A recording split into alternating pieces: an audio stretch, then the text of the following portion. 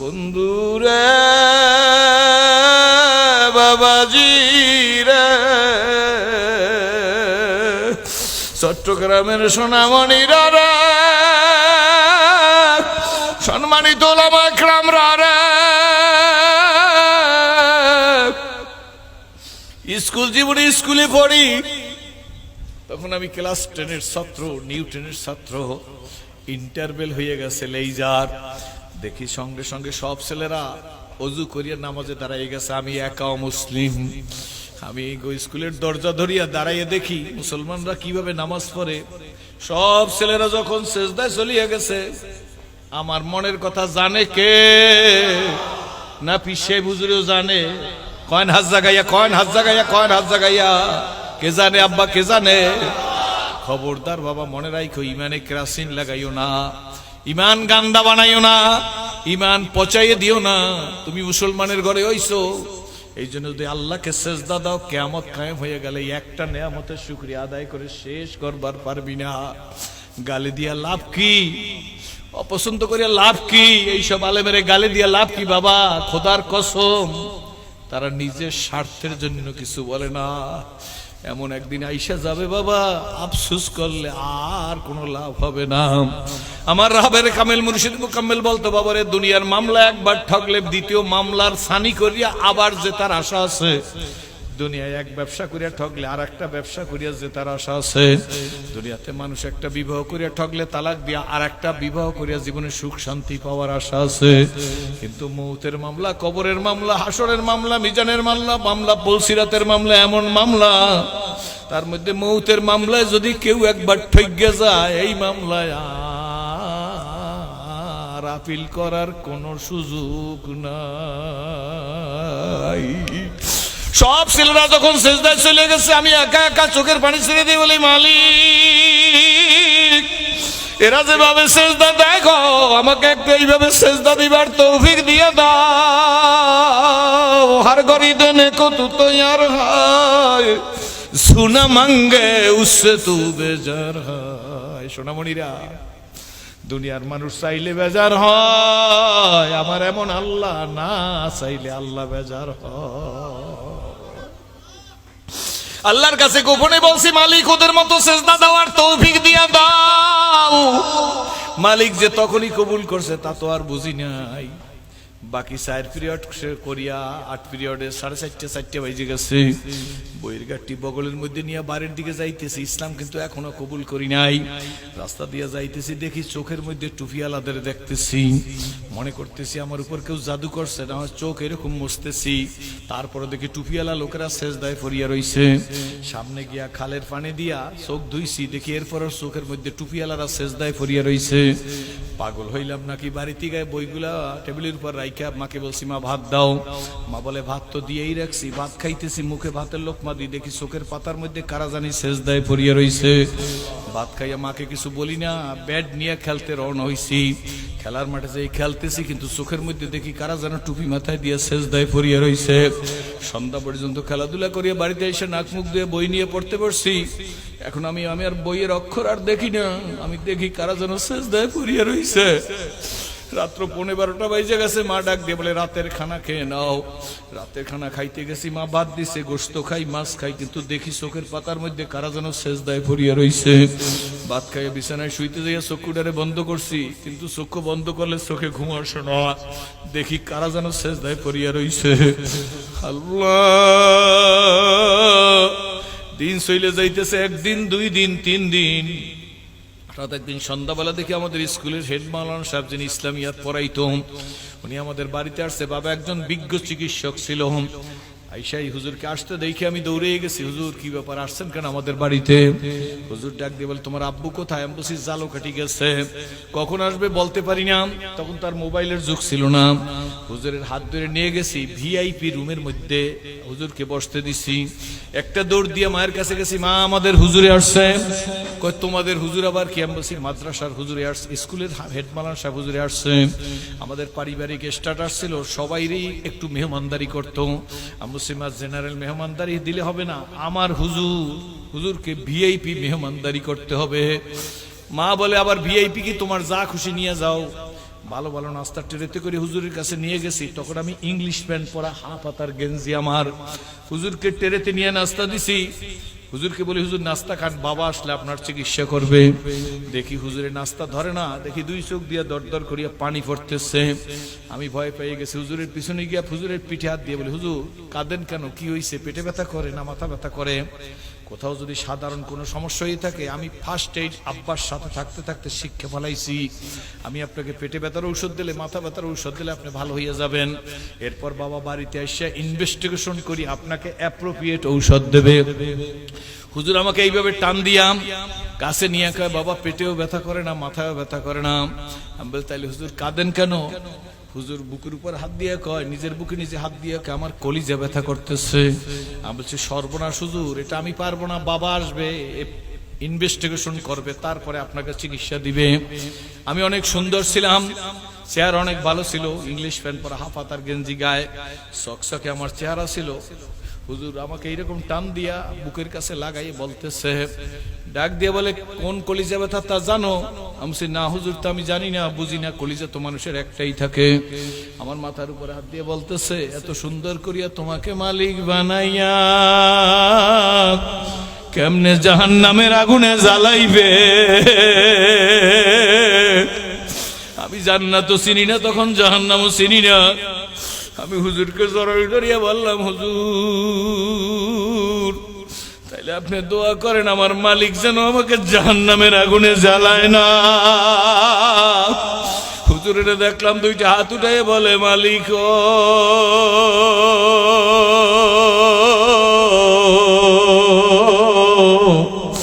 এত সুন্দর করিয়া বানাইয়া তুমি জাহান্নামের আগুনে জ্বালাইবা, তোমার কি মায়া লাগবে না?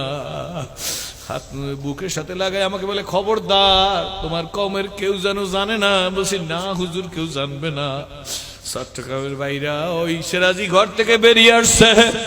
আজকে 40 বছরের বেশি সময় আল্লাহর কাছে যা চেয়েছি আমার মালিক সব দিয়া দিছে। চট্টগ্রামের ভাইরা, আমার মতো একটা সেরাজিরে যদি সব দিয়ে দিতে পারে মালিক, সবচেয়ে বড় মালিক এই কপাল দিয়া সেজদা দেওয়ার তৌফিক দিয়া দিছে। তোমরা কারা তৈরি আছো? সেরাজি গুজারতে যাবা না, ফেরাতা নেই। যেই দিন চলে গিয়ে ওই দিন আর ফিরে আসবে না। বর্তমান সময় বেশি ওয়াজ শুনতে চাই না, আজ থেকে, এখন থেকে আল্লাহু আকবার, আল্লাহু আকবার বলেন, আল্লাহু আকবার, ডাক দিয়া বলেন আল্লাহু আকবার। সাহাবীরা কত নির্যাতিত, কত নিপীড়িত, কত লাঞ্ছিত, কত বঞ্চিত। রহমতের রসুলের জামা মোবারক আম্মা জানেরা সিনা পর্যন্ত নিয়ে আসছে। হুজুরের জুব্বা খুইলা দিবে, হুজুরের গোসল করাই দিবে আম্মা জানেরা। সিনা পর্যন্ত জামা নিয়ে আইসাই ডাক দিয়েছে, আল্লাহর রাসূল,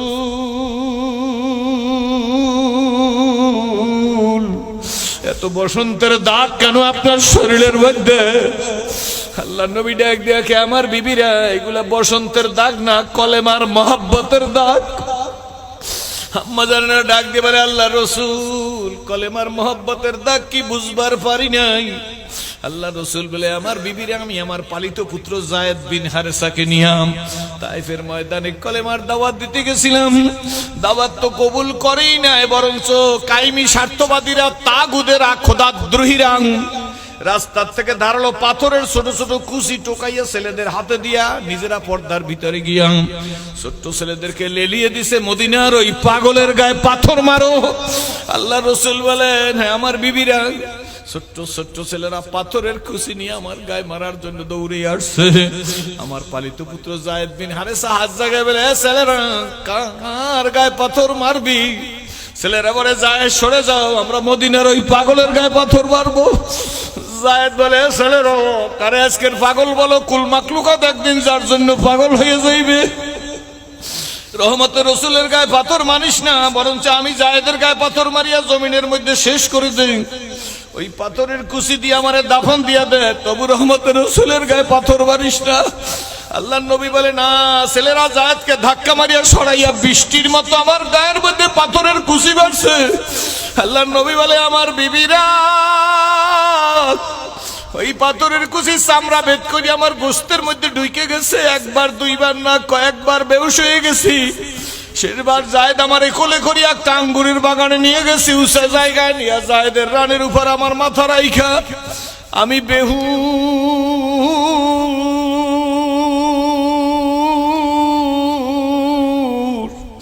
রহমতের রসুল বলে জায়েদ নিজের নখ দিয়া খুইটে খুইটে গোস্তের ভিতরের পাথরের টুকরা টাইনে টাইনে উঠাইতেছে। এমন সময় আমার হুঁশ ফিরে উঠছে, আমি জায়েদের গলা ধরে বলি, জায়েদ কি করো?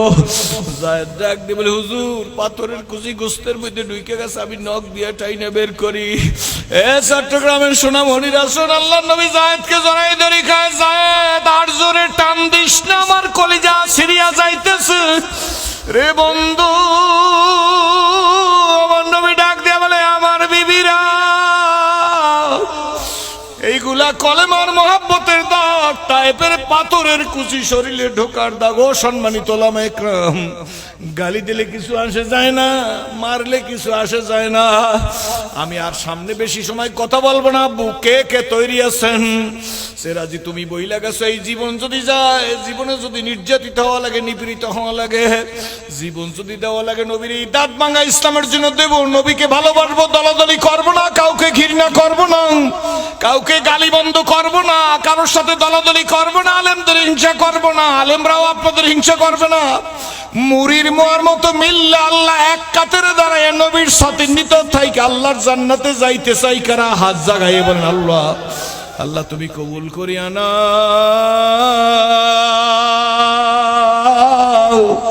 এসেছিলে যেদিন কেঁদেছিলে, তুমি এসেছিলে দুনিয়ার সবে, আবার এমন জীবন তুমি করো এ গঠন।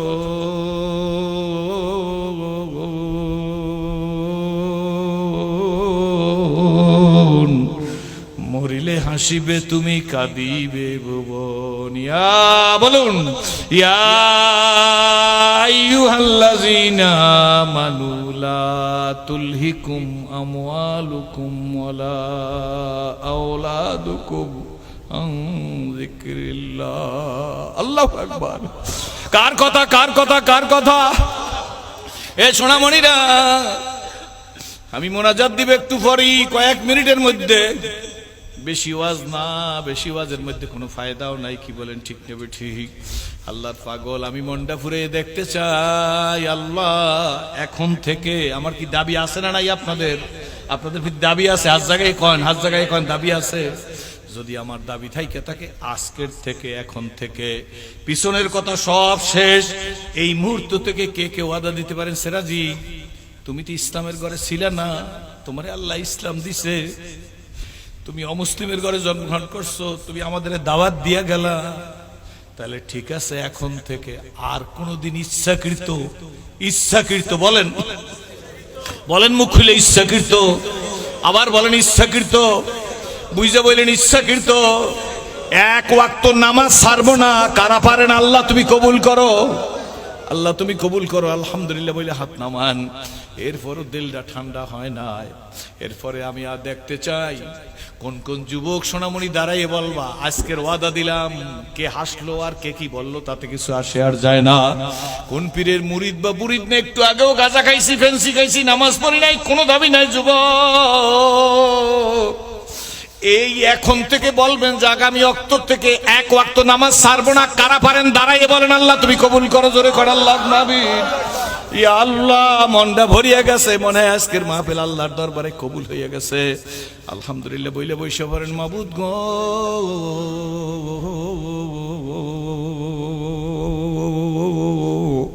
ডাক দেন, ইয়া আল্লাহ, জবান কইলা ডাক দেন না, ইয়া আল্লাহ, গোল করিয়া কন, ইয়া আল্লাহ, আজকের মোনাজাত কবুল করিয়া আমাদের ঘরে পাঠাইয়া দাও। নবীজি রওজার কাছে একদিন দাঁড়াইছি, আজান মদিনা শরীফ হুজুরের রওজার কাছে দাঁড়াইয়া, শোনেন ভালো করে শুনেন, হাত উঠে মোনাজাত করতেছি। আমি নবীজির কাছে হুজুর কিছু চাই নাই, অতটুকু এলেম আমি ইসলাম কবুল করার আগেই শিখছি। মাখলুকের কাছে কিচ্ছু নাই, সব আছে খালেকের কাছে। খালেক সব পারে, মাখলুক ছাড়া, কি বলেন ঠিক নেবে ঠিক, বান্দা কিচ্ছু পারে না। আল্লাহ ছাড়া, আল্লাহ সব পারে, বান্দা ছাড়া, কি বলেন ঠিক নেবে ঠিক। হাত উঠে মোনাজাত করতেছি, কাঁদতেছি আর বলতেছি, ইয়া রাসূলুল্লাহ, আমি কি রোজার কাছে দাঁড়াইবার উপযুক্ত ছিলাম? আপনার রোজার কাছে যে মালিক আমাকে আইনা দিছে ওই মালিকের কাছে বইলে দেন আল্লাহ যেন আমার জন্য জাহান্নামের আগুন হারাম করে দেয়। কাঁদতেছি, দুনিয়ার আমার কোনো খেয়াল নাই আমি কোনখানে দাঁড়াই আছি না কোনখানে বসা আছি। পিছন দিক থেকে এক আরাবিয়ান, আল্লাহু আকবার, পুলিশ, সৌদি পুলিশ পিছন দিক থেকে আইসাই আমার জামা ধরছে। আল্লাহিয়া হারাম, এই যে সৌদি আরবদের আঞ্চলিক ভাষা, হারাম মানে নিষিদ্ধ। জামা খপ করে ধরছে, ডাক দিয়ে বলে আল্লাহিয়া হারাম। আমি তার দিকে তাকায় আছি, বললাম মাফি মালুম, আমি বুঝবার পারি নাই। আমাকে আরবিতে বলতেছেন নবীজির কাছে কিছু চাইস না, যা চাওয়ার আল্লাহর কাছে চা। সিনাটা ধরে আমাকে মদিনার থেকে দক্ষিণ দিকে মসজিদে নববীতে ঘুরাই দিয়েছে। কারণ মদিনাবাসীরা দক্ষিণ দিক ফিরে নামাজ পড়ে, কারণ মদিনার থেকে দক্ষিণ দিকে হইল কাবা। জোরে কোন সুবহানাল্লাহ। আমি পুলিশের দিকে তাকাই আছি হুজুর, পুলিশের দিকে তাকাইয়া 2001-এর কথা, আমি পুলিশের দিকে তাকাই তাকাই নিজে নিজে ইজ দ্য ট্রুথ, এইটাই সত্য, ওর স্বচ্ছ ঈমান, আমার বেজার হওয়ার কিছু নাই। আমি পুলিশের দিকে তাকাই বললাম, সৌদি আরবের লোকেরা বৃদ্ধাঙ্গুলি জাগাইলে খুব মনে করে যে ধন্যবাদ দিচ্ছে। আমি সৌদি আরবের পুলিশকে ধন্যবাদ দিলাম। ধন্যবাদ দেওয়ার সঙ্গে সঙ্গে পুলিশ আইসা আমার কপালটার মধ্যে একটা চুমা দিছে, আমি ওর কপালটার মধ্যে আর 2টা চুমা দিছি। এরপরও আমার জড়াই ধরে আমার কপালের মধ্যে 10টা চুমা দিছে। 10টা চুমা দেওয়ার পরে ওকে জিজ্ঞেস করি, মা ইসমুকাম, তোমার নাম কি? আমাকে নাম বললো। জিজ্ঞেস করলাম what is your father's name? আগে জিজ্ঞেস করছি ইংলিশ মালুম, বলে সামথিং। জিজ্ঞেস করলাম তোমার বাবার নাম কি? বললো। জিজ্ঞেস করলাম তোমার মায়ের নাম কি? পুলিশ সঙ্গে সঙ্গে এরকম আঙ্গুল মুখে দিয়ে বলে হোয়াট, তুই আমার মায়ের নাম দিয়ে কি করবি? বলে মাফি মুশকিল, তুই বল। ও বলছে, বল তুই আমার কাছে জিজ্ঞেস কর। আমি আরবিতে বলছি তুই এখন আমার কাছে জিজ্ঞেস কর। আমাকে ডাক দিয়ে বলে মা ইসমুকা, তোমার নাম কি? আমি বলি ইসমে সিরাজুল ইসলাম সিরাজি। ও একটু হাস দিয়ে বলে আরবা, তোর নাম সাইদিয়া? মানে ওদের দৃষ্টিতে সিরাজুল মোহাম্মদ একটা নাম, শুধু মোহাম্মদ একটা নাম, সিরাজুল একটা নাম, ইসলাম একটা নাম, সিরাজি একটা নাম। কই তুই চার নাম ব্যবহার করো? আমি বলি মাফি মুশকিল, কোনো সমস্যা নাই। চার নাম, আল্লাহর কাছে নামের কোনো অভাব আছে? তবে জিজ্ঞেস করো what is your father's name? আমি বললাম আমার বাবার নাম। বলে তোমার মায়ের নাম? বললাম।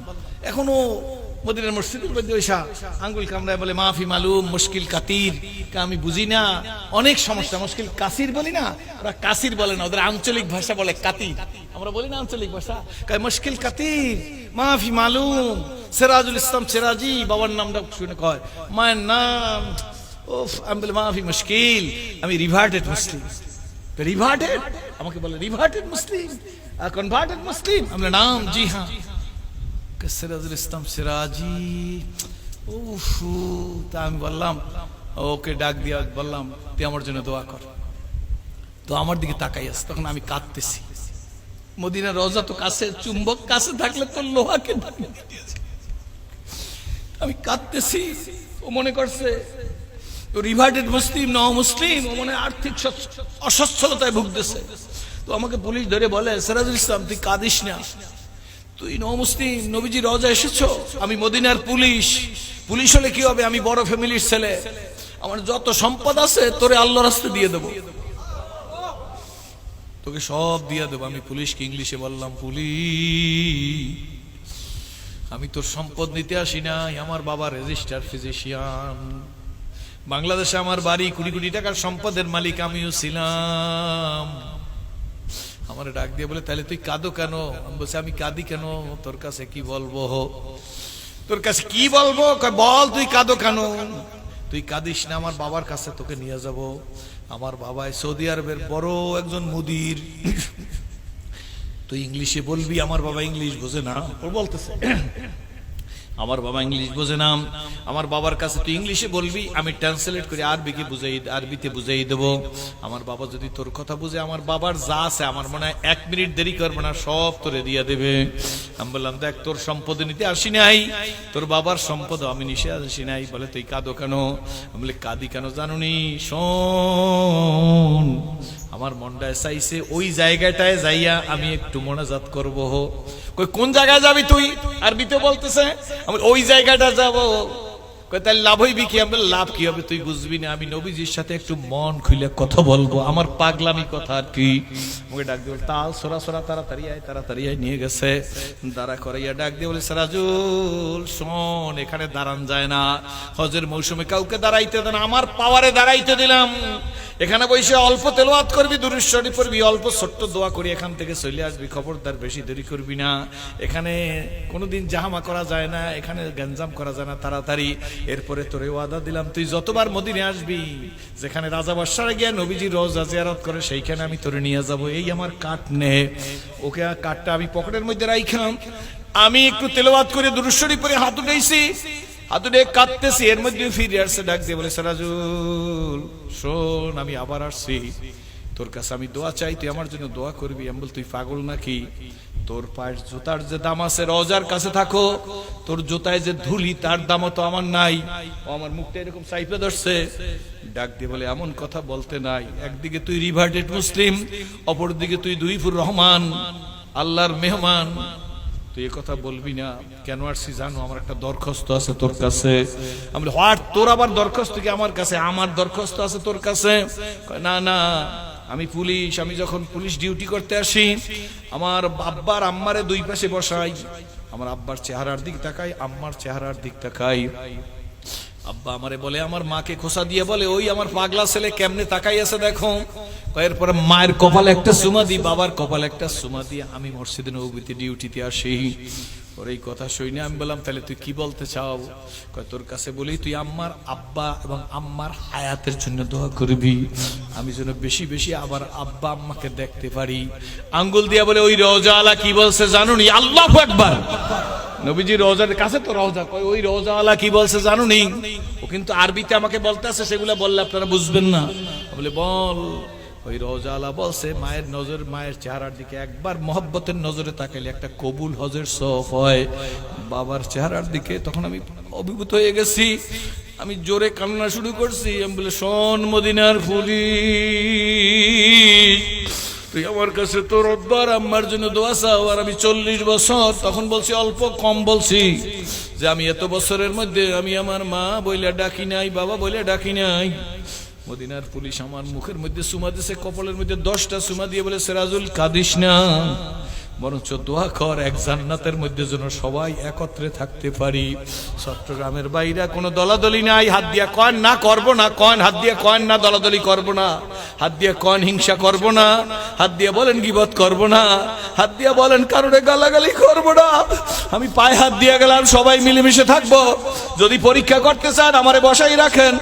মোনাজাতের পর কোন যুবক যদি আইসা বলে, সিরাজি তুমি আমার পাও ধরলে আমি ইসলামের পথে চলবো, আমি 100 বার আপনার পাও ধরিয়ে যাবো। চট্টগ্রামে পাও ধরতে আসছি, যদি আমার মালিক এই ডেরে কবুল করে, এই বড় বড় আলেম ওলামা আপনারা ময়দানে বসা আছেন, এই মাদ্রাসার তালবেলেমরা বসা আছে, আপনারা সাদা দাড়িওয়ালারা বসা আছে, ওই আমার সোনার যুবকেরা টুপি নাই, দাড়ি নাই, চোখের পানি ছেড়ে দিয়ে কাঁদতেছে, ওদের চোখের পানির বদলতে যদি আমাকেও মাফ করে, আপনাকেও মাফ করে, কোনো কথা নাই। দুইটা কথা। কয়টা? কয়টা? কয়টা? কয়টা? কয়টা? কয়টা? জোরে বলো, জোরে বলো, জোরে বলো, কয়টা? আল্লাহ তোমার হুকুম মানব, তোমার হাবিবের পদাঙ্ক অনুসরণ করে চলবো। আল্লাহ আমার ভাইরে ওয়াদা দিয়েছে, আল্লাহ এই ওয়াদার উপরে আমাদের ইস্তেকামত থাকার তৌফিক দান করো।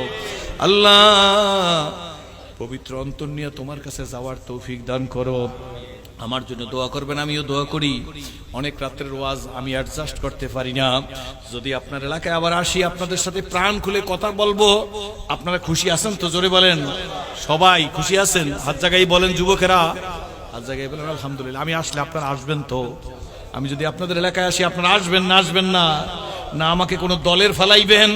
কোনো দলের না, মনে থাকবে? জোরে বলেন। মনে থাকবে? জোরে বলেন।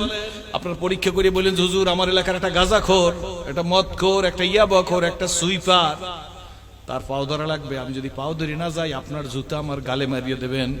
কারণ আমি বুঝি, গতকালকের মাহফিল করছি, হুজুর মেশকাতের একটা ছেলে ও আইসা আমার পাশে বসে দেখি কাঁদতেছে। আমি কাঁদো কেন বাবা, তুমি কি করো? হুজুর আমি মেশকাত পড়ি। কাঁদো কেন? হুজুর আমার বাড়ি পিরোজপুর, আমার আব্বুর চেহারার সাথে আপনার চেহারার মিল আছে, বাবা নাই, আমি সেই জন্য কাঁদতেছি। আমি মনে মনে বলতে চাই, রে ওর মনের মধ্যে কত আফসোস, কি দিয়ে বড়াই করব? কি বলেন ঠিক না বেটি? ও সোনামণি, বড়াই করার কিছু নাই, সব পারে তিনি কে? হাত জাগায় বলেন, সব পারে তিনি কে? হাত জাগান না, জাগাই বলেন না কে? ওই আল্লাহরে ধরো, ধরার মতো ধরো। আমি তো সব সময় ওয়াজ একটা জেনারেলি কথা বলি, কুকুর হইয়া মালিক সিনে, গরু হইয়া মালিক সিনে গো মানুষ, তুই কেমন মানুষ হইলি রে, আমার আল্লাহরে চিনলি না।